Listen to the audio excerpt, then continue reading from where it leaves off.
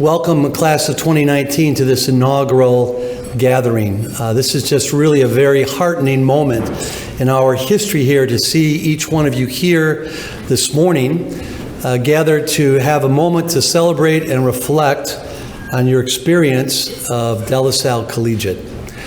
I want to make sure to give a special word of thanks to Mr. Essler and Mrs. Essler, who worked together on this great idea and this program.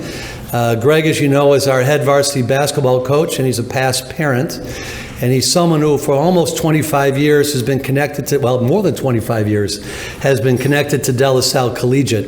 And it really is Greg Essler who got this program together and went about making sure that we had funding for it and that we could bring you guys together to have a celebration and a time to reflect on LaSallian education. So a word of deep gratitude and thanks, Mr. Essler, for all your work on this. I'm sure you've all seen the photo. You've probably seen it countless times. You don't even know that you're even seeing it sometimes. The wall of history, De La Salle Collegiate, the wallpaper of history, by the monitor desk there, has so many photos over the years of great moments at De La Salle Collegiate, both at the old school, as our older alumni call it, and at the Warren campus.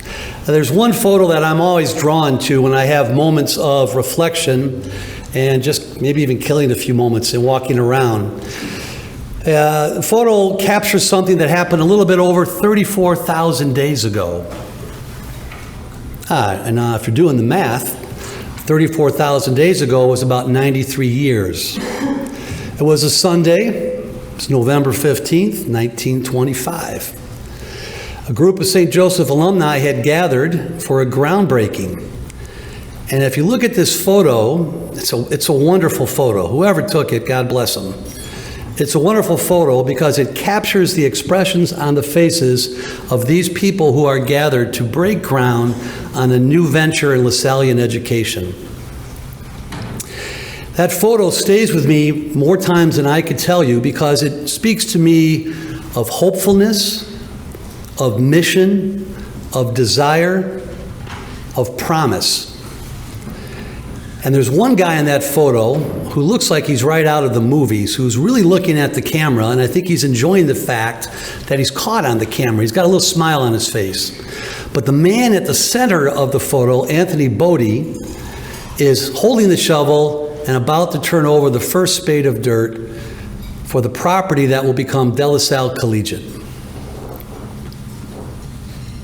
The promise, the hope, the dedication that photo speaks to is carried forward 93 years, 34,000 days later to today. Did Anthony Bodie know about you? Did he know about the teachers and all the alumni, the brothers that were to come? He had no idea.